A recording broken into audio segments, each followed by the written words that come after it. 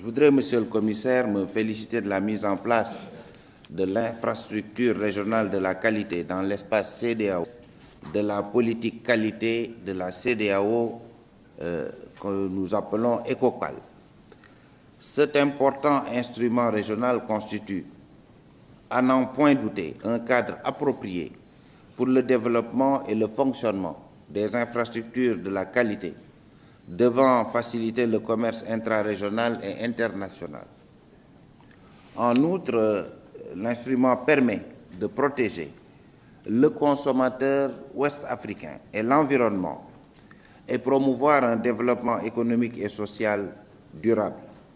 Ce forum qui réunit les principaux acteurs régionaux et internationaux de la qualité nous donne l'opportunité de discuter du renforcement de l'intégration économique régionale et commerciale de l'Afrique de l'Ouest, qui passe nécessairement par la création d'un environnement propice, respectueux des règles du commerce international et des réglementations techniques communautaires.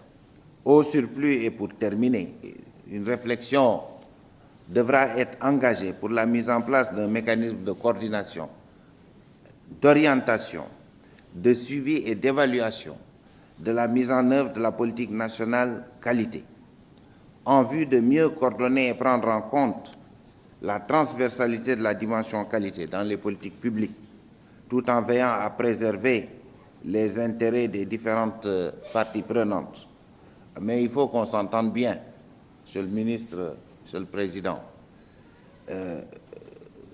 Dès qu'on parle de mécanisme de coordination, on pense à un conseil supérieur, un haut conseil de la qualité, comme vous me l'avez proposé dans mon discours.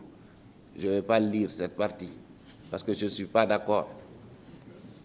Il faut qu'on fasse attention avec l'inflation des institutions. On a déjà un cadre tripartite, c'est l'ASN. Je me souviens de la réforme du passage de l'Institut sénégalais de normalisation à l'Association sénégalaise de normalisation.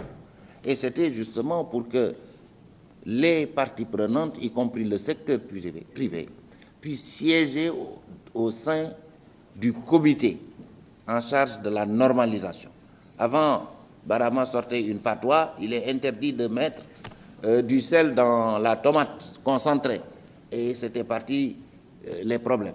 Donc maintenant, les consommateurs, les industriels, tout le monde siège au niveau de l'ASN. Alors, qu'est-ce qu'il faudrait faire de plus? Recréer une deuxième institution au Conseil? Monsieur le ministre, on va y veiller.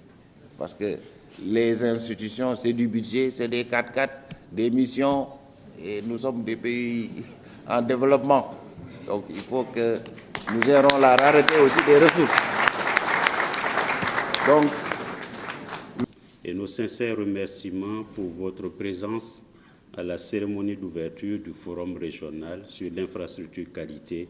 Le sujet qui nous réunit ce jour tire sa première justification dans les textes fondamentaux de notre communauté.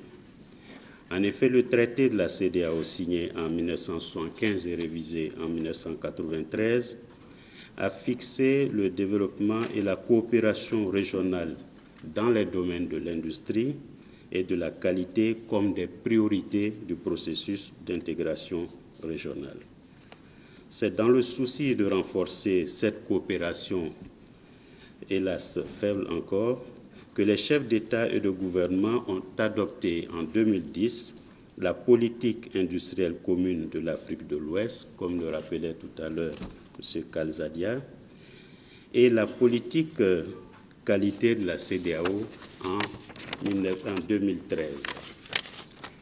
La PICAO, politique industrielle commune de l'Afrique de l'Ouest, vise à l'horizon 2030 à doubler le taux de transformation des matières premières locales, à tripler la contribution des industries manufacturières au PIB régional, contribution qui se chiffre à peu près à 7% actuellement, à quadrupler le commerce intra-régional au niveau de l'Afrique de l'Ouest avec les produits manufacturés, nous sommes à moins de 15% actuellement, et à décupler le volume des exportations des produits manufacturés.